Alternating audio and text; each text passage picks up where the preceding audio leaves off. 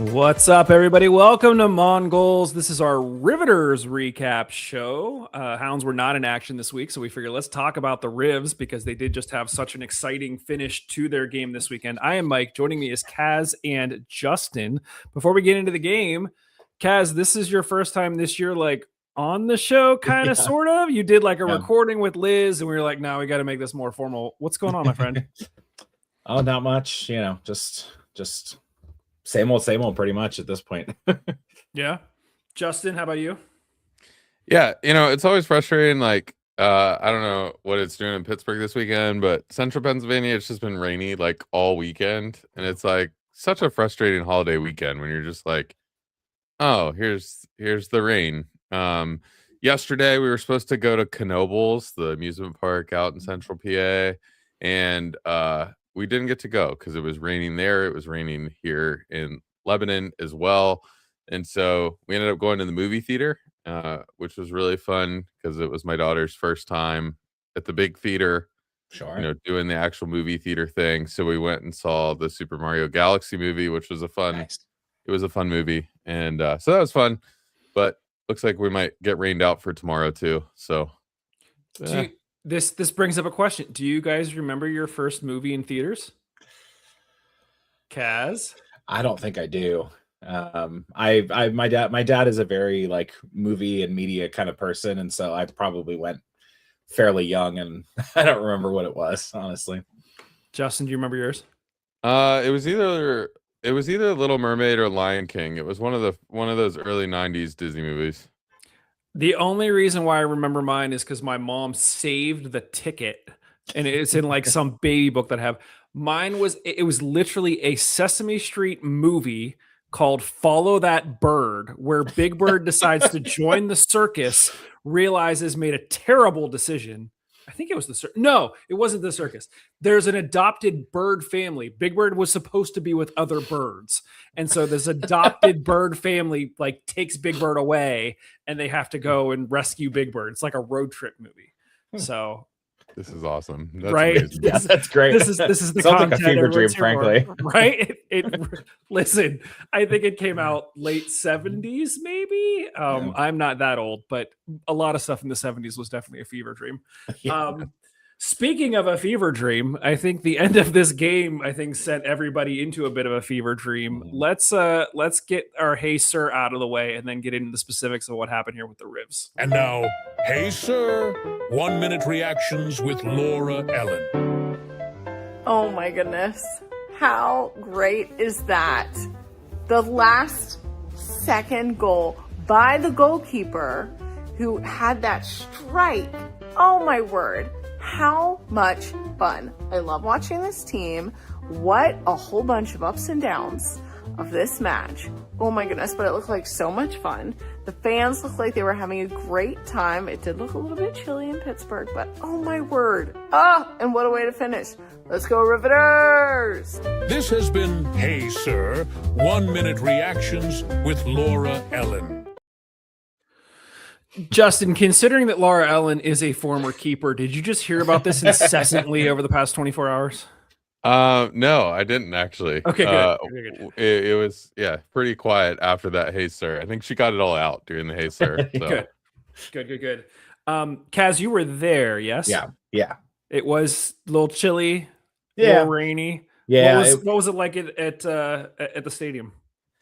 I mean, significantly smaller crowd than last weekend. And it kind of felt like it, especially given the like periods of down, on the field. And so it was kind of stop start in the Steel Army and everything else. But like, those last couple of corners right towards the end, we kind of started, building a little momentum and getting kind of back into it. And we all were joking, oh, goalie goal, and sure enough, here we are. But yeah, it was, overall, the game was mostly just kind of until the very end. Yeah, I realize we've made it this far. 5 minutes in, I haven't even mentioned the score. The final score was 3-3. Riveters basically came back to draw against Flower City in really the waning minutes. I think we took the lead twice, and then basically had to battle back to get the draw. We got goals from Lola Abraham, Taylor Green, Bailey Herforth. Let's get right into takeaways. Justin, what did you think of this one? Yeah, I thought to me it wasn't a terrible game. I thought, there's the element of, hey, when you get a lead, you got to figure out how to keep it, and you got to figure out how to kind of buckle down in those moments. And it felt like the Rivs last night couldn't quite figure out how to do that. And so often when you see that happen, when you've had this game where you're kind of like back and forth, and you take the lead, then they equalize, you take the lead, they equalize, and then they get the goal to go ahead. You see the team who's been working to keep the lead the whole game kind of fall apart. So it's good to see that didn't happen, and you kind of they were able to rescue it in the last second of the game. And good on the referee for extending our time a little bit when all the time wasting tactics were put into play by Flower City. So I think it is, it was good to see them continue to battle when sometimes you see teams kind of give up in that moment. Yeah. Kaz, what'd you think about this one? Give me a takeaway. So I said it in our Slack. There at the game last night, it kind of felt like basically the second half, like that goal right before halftime. I mean, literally I think it was the last, kick of the first half was them scoring to equalize the second time. And it just kind of felt like it took all the air out of the room. And it felt like that kind of to start in the stadium. That's kind of how it felt for pretty much the whole second half until the very end. I watched it back again today, and it definitely, it actually was a little more one-way traffic for the Riveters in the second half. Like, they were significantly better than it kind of felt in the stadium. Which kind of made me feel a little better about the overall performance. And so, but yeah, I was glad to see them not, hang their heads, like Justin said, and, just kind of power forward through the end. Yeah. I told you guys I had all sorts of connection issues, so I wasn't able to actually watch this game. I guess, Justin, kind of take me through the first half. Like, give me your feeling. What were we doing well? What were we not doing well? Just what was your read on it? Yeah, I mean, I thought we came out pretty well in the first half, actually. First 20 minutes or so, I thought we're really good, and we're definitely looking like a team that was pretty cohesive. And I think that's what you get when you put basically the same lineup out 2 weeks in a row. You're going to get a lot of cohesion, all that kind of stuff. I think the last, probably the middle 15 minutes got a little bit more one way the other way. Flower City kind of figured some things out towards the end of the first half, and were able to kind of keep the traffic going on their end of the field.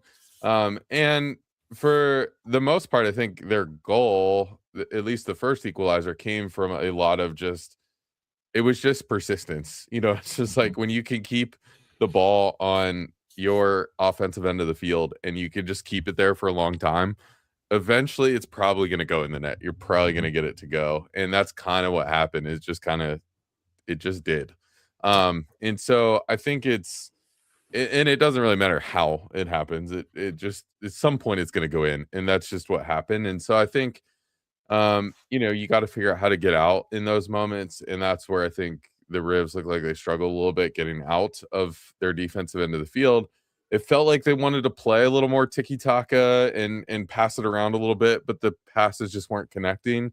And so at some point it feels like that's where you got to give up and just get it out, and clear your lines a little bit. And so I think that was the struggle. Then we got ahead, and then and then you give up the last minute goal going into halftime, and it does kind of feel like, oh, shoot. But I thought they came out well in the second half and responded well. Kaz, as it relates to that first half, was the feeling in the stadium that we were fortunate to kind of be ahead before that sort of last second goal going into halftime? Or did you feel that we kind of deserved to be ahead at that point?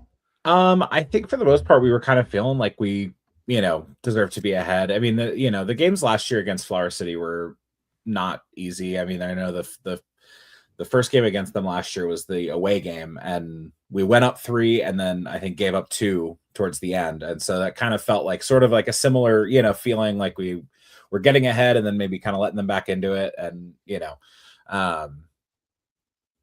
yeah, I mean, prior to that very end, it kind of, it felt like, yeah, we're, okay, we gave up a goal, but like, all three of their goals, I feel like were hard to defend. And, so it was like each time it was like, okay, like, okay, we gave up that goal, but like, how often are they actually going to score that goal? And then, and they scored that 3 times basically.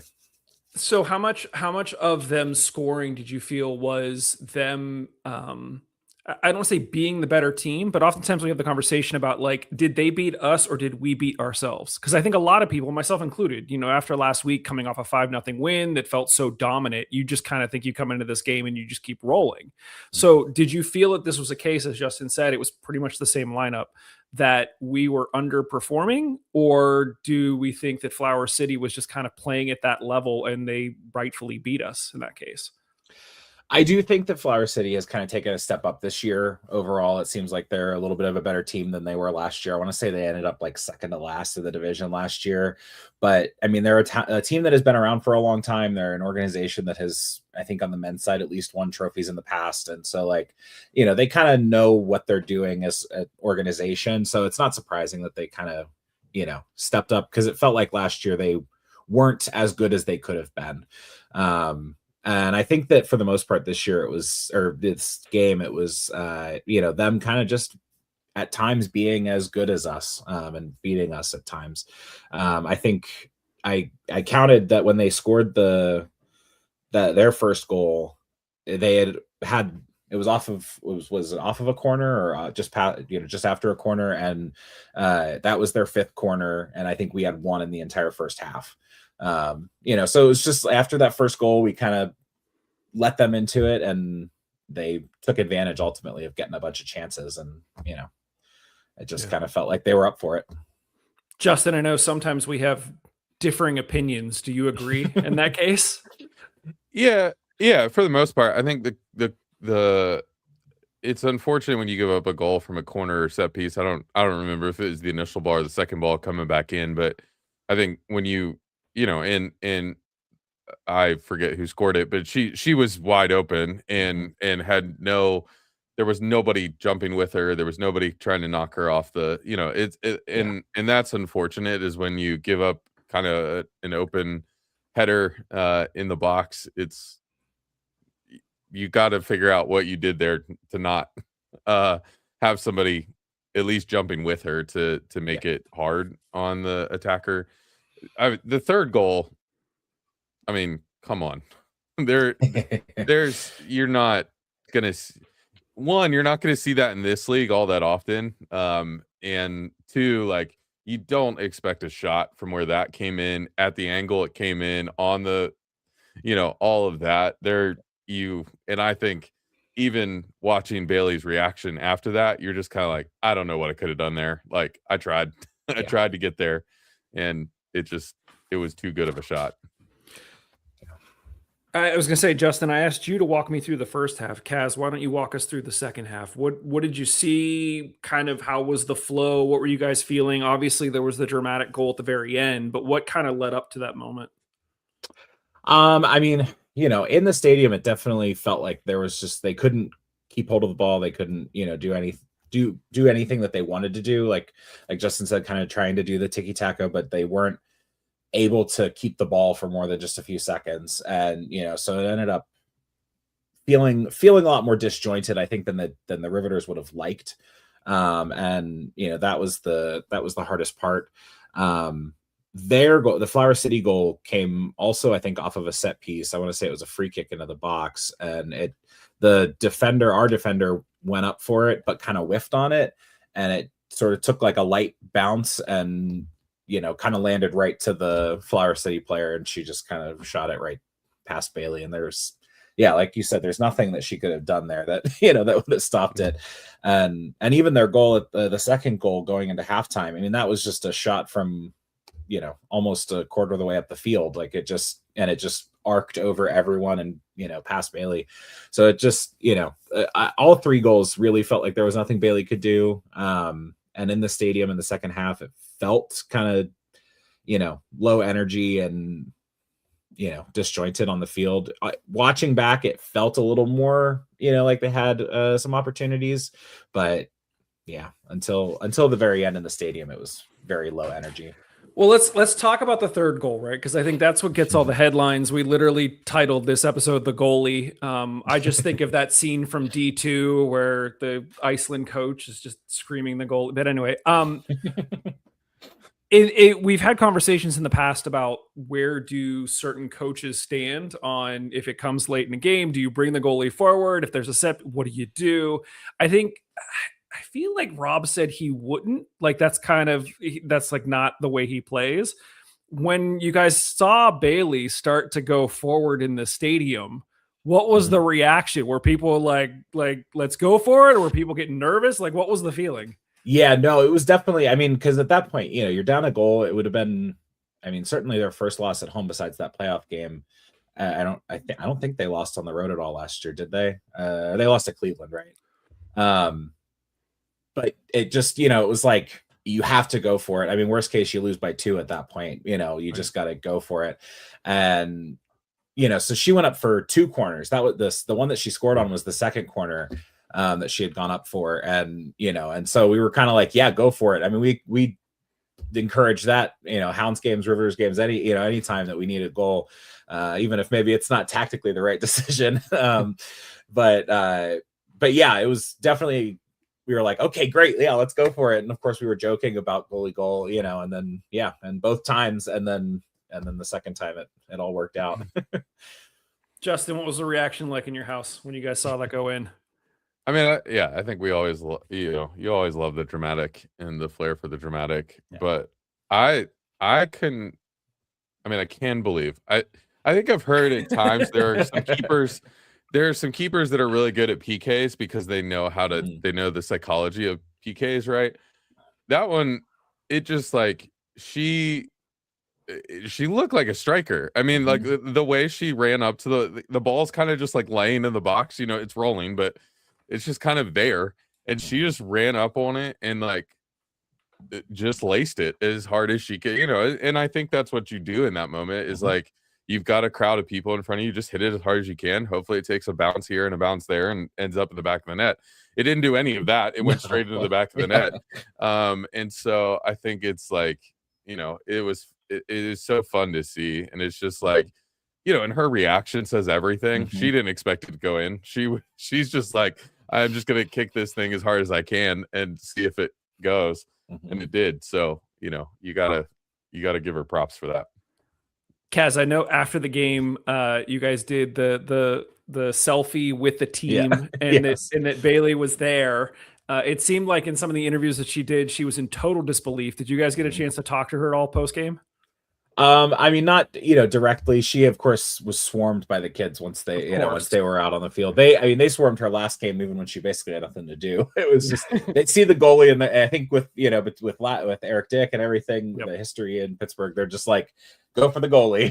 And so they've been surrounded pretty much, but both games so far. Understandable last night, but she, when they came over and did the high fives and everything, she clearly was also just like in shock. You saw it on her face on the broadcast, I'm sure, and the pictures and everything. But, she came over and, tried to set back up. But of course, she had like a big smile on her face. She was trying to keep focused, before they blew the whistle. And, and then they blew the whistle and she, was just, they swarmed her at the end. The backup goalkeeper was out there. All the coaches, all the players ran over to her, So yeah, it was just, it felt like we had just like won the final. That was, the kind of the jubilant feeling in the moment. That's awesome. Let's do this. Let's get Mondo's take, because I think there's gonna be a little surprise as to what Mondo's moment was, and then we're gonna circle back and we can talk a little bit more about this game before we get into some other stuff. It's time for Mondo's moment, the top moment of the game from the Mandalorian. This week's Mondo moment for the Riveters match against Flower City 1872 comes in the dying moments of stoppage in the second half, as goalkeeper Bailey Herforth comes forward for a corner, the ball falls to her, and she slots it home with power and emphasis, tying the game and splitting the spoils at home. This is the way. This has been Mondo's moment. I don't think I've heard a more emphatic "this is the way" in a while. Like he felt really happy to say that. So thanks, Mondo. Let's do our top three, and then I do want to circle back. I know that there were some additional thoughts that you guys had specifically as it relates to this game compared to last game, and kind of what's going on. So, Kaz, give me one of the top three. I mean, I feel like it's the most obvious. Bailey has to be on the list. I mean, yes, she let in 3 goals, but I feel like she didn't let in 3 goals. The only time she had, I think, 1 save credited to her, and it was a really good save. You know, she was kind of one-on-one with one of the attackers for Flower City, and and gathered it up pretty easily. And then obviously, getting a goal. I think she said afterwards that it was the first goal she'd ever scored. And she's been a goalkeeper her whole life, so you feel like she at least deserves a place on the list for sure. Justin, give me another one. I thought Ella Malloy was great last night. She is a rock star at the 10. She's everything you want at 10. Every time she's on the ball, she turns and goes forward. There's not an ounce of her that wants to go backwards ever. And so I love that, and I love the way she played last night. I cannot wait until she gets a 35-yard strike. She's going to get one at some point. She just needs to put it a little further towards a post, but she's going to get one at some point. Okay. Kaz, I'll let you pick the third, and then you guys can debate about whether or not Justin has any other thoughts. I mean, I had a list. I feel like it'd be wrong for me to not throw out Bella Vozar. She's just so consistent, so solid, such like leadership, especially late in the game. She, after that third goal went in, she was the one calling for them to huddle up and, kind of putting, making sure everyone's heads didn't drop, and, just kind of getting back into it. And I mean, she's always just, there, putting in a hard tackle, clearly a leadership, role on this team. I think she is pretty much a lock for my top 3 pretty much every game if she, performs the way she usually does. Justin, anyone else that you would throw in there? I mean, yeah, probably the only other one that I would mention, but I'm okay with those 3 too, is I thought Lola Abraham was great too. And Rachel kind of mentioned late on the broadcast, like Lola's been everywhere. She was. It was like every time the ball was anywhere on the pitch, she would find it. Her and Sabrina were doing some really creative things in the second half, trying to find space on the field and like interchanging the way they were. And so I thought she was great, and she scored. So yeah, that's always good. Okay, but you're good. You're good with the top 3 of Bailey, Malloy, and Vozar. Okay, Yep. Is that our order? Is it Bailey at 1, Malloy at 2, Vozar at 3, or are we swap? Or we swap at any of those? I mean, I'd be fine with that, but we could discuss. Yeah, the only thing that's hard about that for me is like, so we have a goalkeeper and a defender on the list in a game where we gave up 3 goals. 3 goals. Yeah. And so it's hard, and I don't know. Yeah, none of them were. I don't think any were on Bella's side of the field or her fault. So I don't think it's like, oh, she shouldn't be on that list. Yeah. But it is interesting when you're, and I remember the first game of the Hound season, we gave up 3 and still gave one of the spots to Nico. Yeah. And so I think it's like, it is what it is. I think it's just funny. I think Bailey, like I said, I don't think any of those goals were her fault. So I think, giving her the tying goal in the dying minutes as the goalkeeper, I feel like we got to put her up at the top. Okay. So we have Bailey with 3 points, Malloy at 2, Vozar at 1. Yeah. So that is what we think. Obviously, let us know what you think. Guys, before we move on and talk about the fact that we are going to be playing Steel City on Thursday, I know that there were some thoughts about the differences between this game, last game. Let's just get into that. Kaz, what are you thinking? What did you want to discuss here? I mean, it felt like, again, this was, the initial feeling in the stadium afterwards was that, they, every time we, did something, they would adjust to, either figure out how to beat it or, stop it or whatever. I mean, obviously in the end, it kind of worked out. I feel like a couple, obviously the third goal is kind of fluky for us. The second, was it the second goal? Yeah, it took like 3 bounces in the box off of different players before it finally went in. It felt like a couple, we kind of got a little lucky with a couple of those. Obviously, Flower City also got a little lucky with some of those, just the skill on some of those goals. But it just kind of felt like tactically, maybe a couple of times we got found out, and then, maybe on the watch back, it seemed like we did adjust to those a little better, than it felt like in the stadium. But yeah, at times it felt like maybe they were kind of figuring out what Scotty was trying to do and adjusting accordingly. Justin, your thoughts on sort of the adjustments, the mid-game adjustments? I know that's something that we're always talking about, and we've had high praise for Scott in the past. What were your read on the first 2 games? Yeah, I actually didn't get to watch much of the first game, so I didn't see a ton of the. I don't know what all the differences look like. I didn't feel like this one was necessarily tactically bad or tactically stressful. It felt like some of this was just execution. And then the other thing that I was thinking about today that might have played a part in this is like when you lose a voice on the field like Tessa, I think it takes some time to figure out who the leader is now and who the voice is now that people are going to listen to. And I think it's like this is one of those games that needed a voice. It needed somebody on the field to be like, guys, let's shut this down now.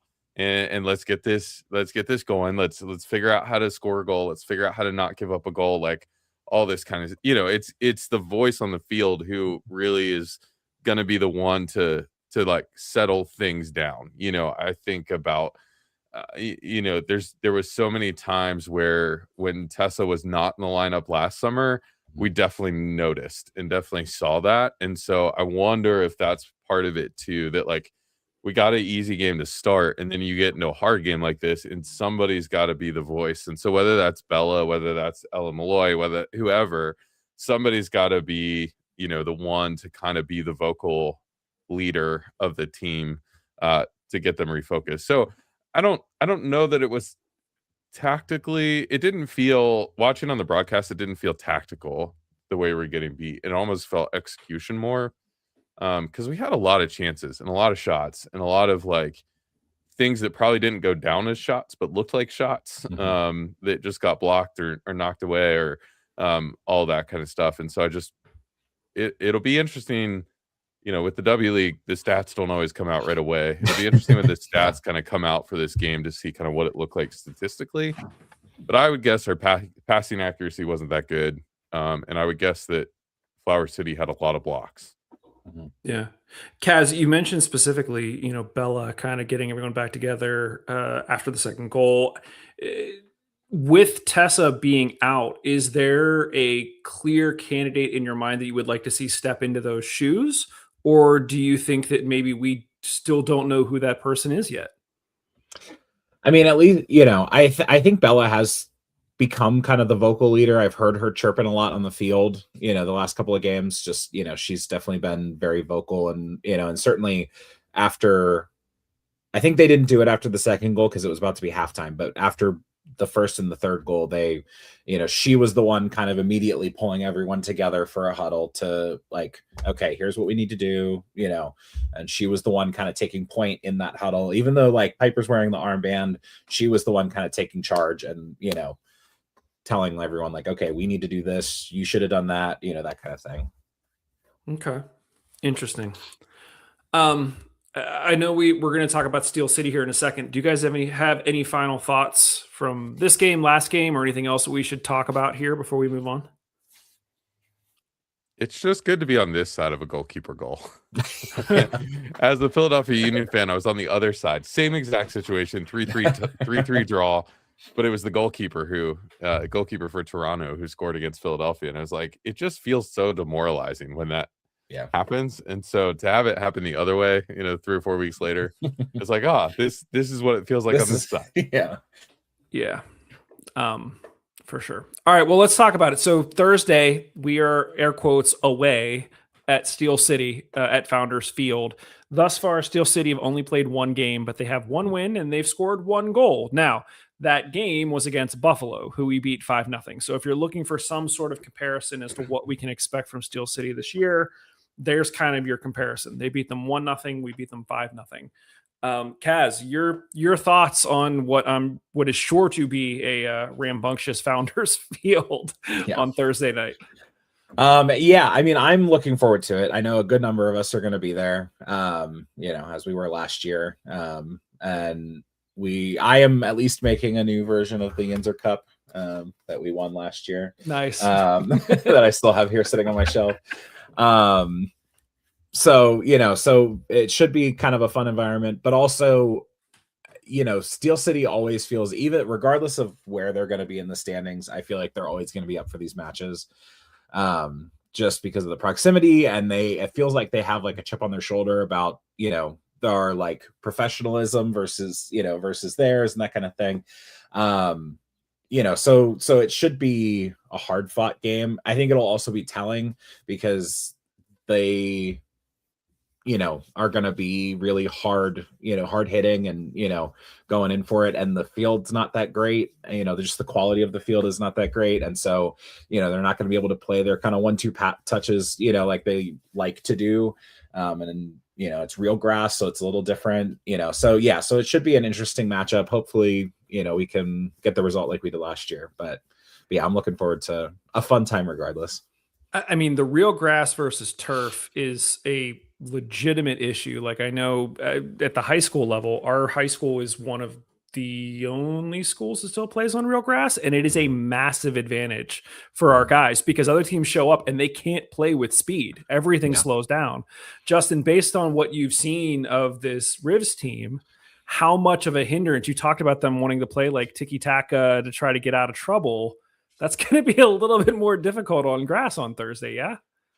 Yeah, I think it's going to be a lot harder to play through the middle of the field. And when you have a midfielder like Malloy and you can play that way, like you want to, but it's going to be one of those things that I don't know that they can. And I think even last night, I feel like they brought, Sabrina Bryan on in the second half. They played a lot more like long balls to her.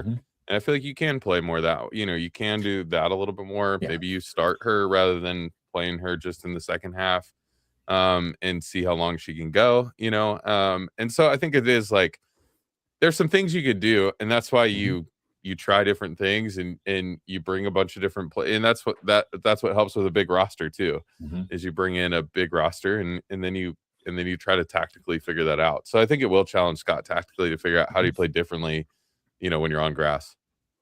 Kaz, it's like I mentioned, it is a bit of a raucous crowd. We know that there's lots of kids involved. Give me a prediction for Thursday night. Score. What do you expect to see, just in general? I'm gonna go with 2-1 for the Riveters, which I think was the scoreline last year at Founders Field. It's gonna be interesting. We'll see. A lot of times it's sort of like kind of how it was in Tulsa, in the final last year, where it's, we're the ones chanting, and then every once in a while they get worked up and they start chanting or yelling or whatever. But, for the most part, for 90 minutes, we're the ones that are going.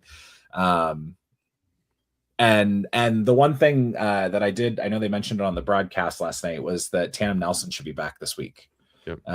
So that I think will be huge, for at least for the goal scoring side, and kind of bringing in some of the veteran leadership up top that I don't really think that we have besides Sabrina. I think a lot of the players are new or newer, for this team. Like Lola was with the squad last year, but she was injured, so she didn't play. So hopefully a little bit of, gelling up top in that regard too, and get a couple of goals and get out of there with 3 points ideally. Kaz says 2-1. Justin, what do you think? That was actually what I was going to say. I was going to say 2-1. I think what I'm hoping to see from this game is a little more tactical,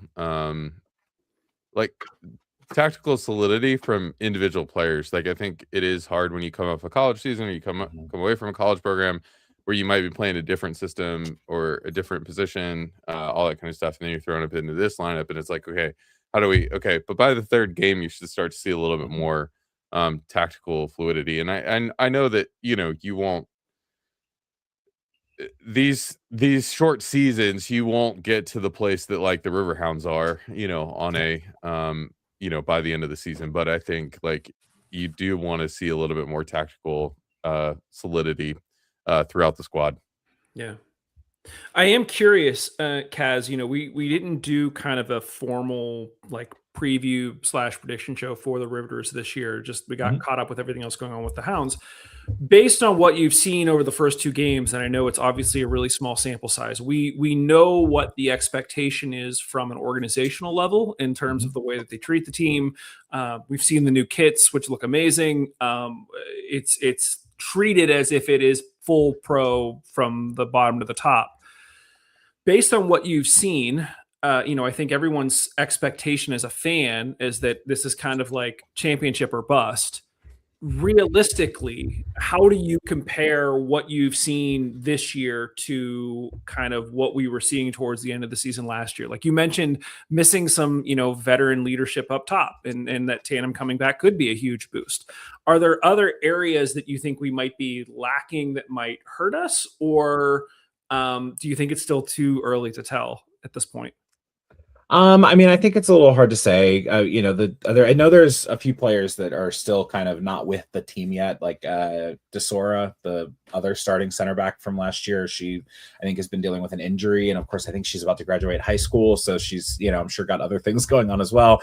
So I know that there's been some kind of slow to getting to the squad, in addition to just the normal amount of gelling and that kind of stuff. Plus, I mean, Tessa being in the midfield, I don't know any of the midfielders to start the season. At least not, they're not like familiar names from last year. Anna Marie Williams was a regular player last year. She wasn't even on the bench this week, so I don't know if there was an injury or something that wasn't reported, or if she had graduation or something to go to. I don't know. So there's some things that, I could see a little bit more progression with, but I think at least on paper, this team is good enough to make, a good run and certainly win the division and, get to the playoffs. And if we don't get a situation like last year where half the team leaves and, we're stuck with Minnesota in the first round, we could, make a little bit of a push in the playoffs ideally. But, I think there's enough talent here that we should be doing that. It's just a matter of, if we can actually get it all working to do that. Yeah. Justin, are you seeing any holes or anything, or is it still too early? Still too early. I think this team's looking good so far, and looking like they haven't taken a big step back from last year. So I wouldn't expect them. I wouldn't expect the level to drop off. And I think this organization has, we've seen the Riverhounds organization grow in the last, however many years. And I think it's just I wouldn't expect them to kind of let off the gas, with this team. Yeah. I know I just want to keep talking about Riveters, even though I know that we have a Hounds game coming up this weekend. We got Steve and Josh's. No, I just got Steve. Josh wasn't around last week either. Their take on Nelly. Kaz, your take on Nelly? It's a mascot. I'm not like, I know the fact that it's based on Nellie Bly is cool. She's growing on me. She didn't even come over to the Steel Army section last weekend. I think it was like, okay, we're a little anxious to introduce ourselves to the Steel Army. But she came over this weekend and had some fun, and that was, so it was good to see that. I'm getting used to it. The humanoid thing is weird to me, but it's also, unless you're going to do just literally Rosie the Riveter, there's not really a clear cut, like, what do you do for the Riveters? Yeah. Justin, I'm curious what your daughter's reaction is to Nelly. All the reactions we've gotten have been adults. What does RJ think of it? I don't think that's funny. I don't think we've actually shown her a picture of Nelly. And I think part of that is like, I don't know that we're going to get out to a Riveters game this year. And so like, we haven't like been like, hey, here's the mascot. Like, and I remember the first time she came, like the first time when she was like kind of old enough to do the thing, that she came to a Riverhounds game, she was super scared of Ammo and like wouldn't go talk to him at all. And then the next time we were there, 2 times later, she loved Ammo and wanted a picture and all that kind of stuff. And so I think she would enjoy Nelly if we showed her. Okay. Last other question that I had about the Riveters, unless there's anything you guys want to talk about, Kaz, I see you have the home kit behind you. If you, the question was going to be if you had a choice to only buy one, are you getting the home kit or the away kit? I think you answered that, unless you also bought the away kit and it's just not hanging by. Okay, all right. So No. you would go with home kit, Justin, home or away? I really like both of them. I actually really like both of them a lot. But then seeing the kit on the field last night, I was like, I need one of those. Yeah, So. I'm kind of feeling the same way. I dig the home. I kind of want to get an away one, so I'll probably be putting in an order after the show's over. So brace yourself, front office, because one's coming. Okay, great. I guess any other final thoughts about the Riveters before we talk about the Hounds here for a minute? I don't think so. Okay. Nope. Mike, I actually realized it's a doubleheader though against Steel City this week. Riverhounds 2 start against Steel City on Wednesday night. I literally just pulled up the agenda and saw that was added there. So yeah, Wednesday night, Riverhounds 2, Steel City at home. So I think we made reference to Steel City 2 won 5-0 last week, same as the Rivs. So it'll be interesting to see if they can keep it up. Again, just really happy that we have that program as well. In a lot of ways, I think we kind of overlook Riverhounds too because we have the Riverhounds professional team, but in reality it serves the exact same purpose as the Riveters do. It's just on the guy side. So it's not that we're trying to slight them. I just think that we are all super excited to support women's sports here in the city in any way that we can, and we know that the ambition is that this at some point will be a fully pro program, and so we're just jumping on that as soon as we can. So yeah, best of luck to Riverhounds 2 against Steel City on Wednesday. We can talk about the result of that game at the show on Sunday. And the focus of that episode will have to be, the 2 Steel City games, plus the fact that the Hounds are now going to be back at home on Saturday night against Miami. It is Pups at the Pitch night and it is Star Wars night. I know that Jeff Garner, team president, not thrilled about doing Pups at the Pitch. Kaz, I don't know if you've heard any more about how this is actually going to be executed. Do we know anything about this at all? I haven't heard anything. I imagine if it's similar to like how the Pirates do it and stuff, it'll be like a section where they're allowed to, kind of be, but I don't know what that'll actually look like at Highmark. I don't know if it'll be like maybe behind the goal by the pub or over like, where the picnic tables are over, kind of left to the left of the Steel Army section.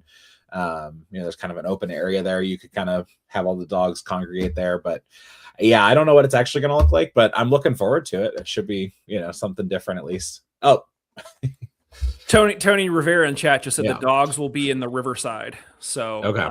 But there's no chance the dogs are allowed on the field, right?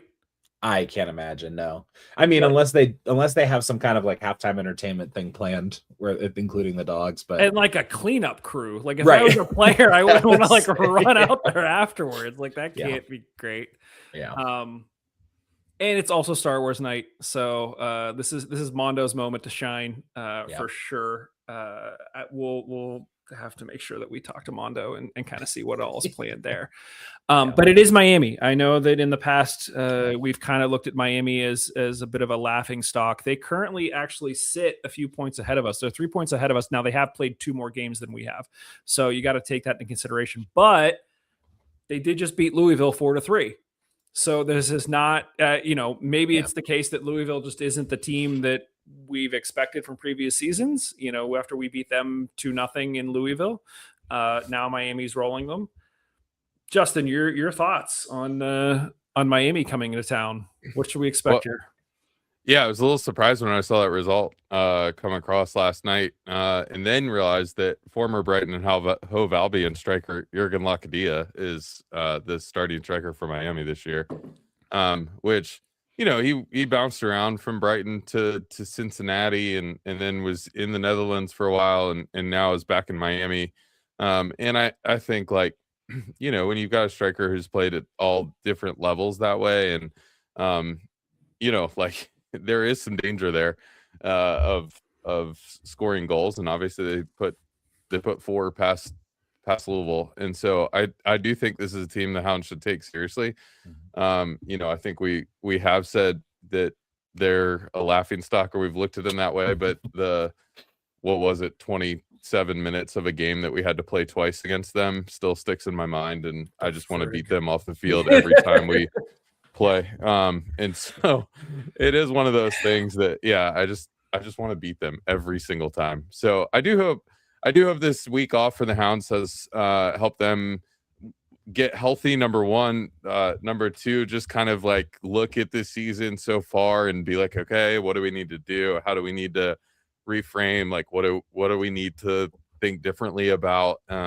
It's given Rob some time to tactically make some adjustments and things like that. So I'm hoping that's the case. So I'm hoping we see a little bit of a different, I don't know what I'm hoping to see different, but I'm hoping to see just a little bit of a different Riverhounds performance than we've seen so far. Yeah. Kaz, what are your thoughts? What are you hoping to see in this one? Yeah, I mean, just hoping to, show up and actually, put out a good performance. Felt like in Charlotte it was like okay, but not great. And there have been some performances like that this year. Hopefully, we can just go out there and control the game and not let them kind of get into it. Yeah. I haven't heard anything about DG's hamstring. So Justin, to your point, hopefully he's back and healthy. But you did have a point that I can't remember if we talked about it on the show. When we went to Louisville, we beat them 2-0, and neither Danny Griffin or Albert Dequa were on the field because of injury. Dequa was recovering from a head injury in the previous game. Danny with the hamstring. And I think something you had said was sometimes you can become over-reliant on certain players on the field. And when they're not there, everyone kind of lifts their game a little bit, which it's a bit anecdotal, but I also think that there's a lot of legitimacy to that. And so what will be interesting is obviously Chico came back late in the last game and was on the field for the shootout in the Printex Cup match, but still no Danny. But whether or not, even if they are both fully healthy and still both able to come back, obviously Trevor Amon has put some goals away while Dequa's been out and has been playing okay. How does Rob approach that, and does he make any changes based on what he's seen in their absence? Could be really interesting. So let's do score predictions. Kaz, how do you think this one ends up? I'm gonna be a little optimistic and say 3-1 Hounds. Okay. Justin?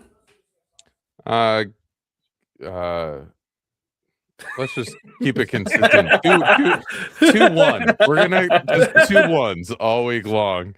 I don't know that we are gonna keep a clean sheet in this one, but I think but who knows? I don't know that Louisville's that strong defensively. I don't know that that's their strength this year. So maybe our defense is a little bit stronger than theirs. I don't know, but 2-1. Yeah. I'd love to see us get back to the fortitude of Fort Highmark. It's not Fort. It's just Josh is just calling it the Fort. So we just have to call it the Fort. So we got to get back to that of it being the Fort. So I'd love to see a shutout. I'd love to see a 2-0. But I tend to agree. It may end up being closer to a 2-1 or a 3-1. So I'm not going to actually pick one. I'm just going to let you guys pick one. So, okay. Any kind of final thoughts on this one, guys? Not really. I appreciate you coming on this holiday weekend. It's always fun to catch up with both of you, and especially be able to talk Riveters. I was bummed that my connection was all screwed up and I didn't get to watch the game. But here's hoping. I mean, obviously a massive week of games. Like we said, 2 Steel City games plus a Miami game this weekend at home. So there is no shortage of fun Pittsburgh stuff going on this week. Guys, I guess enjoy the long weekend. And thanks, everybody. We will be back with more Hounds and Riveters content for you very, very soon. See ya.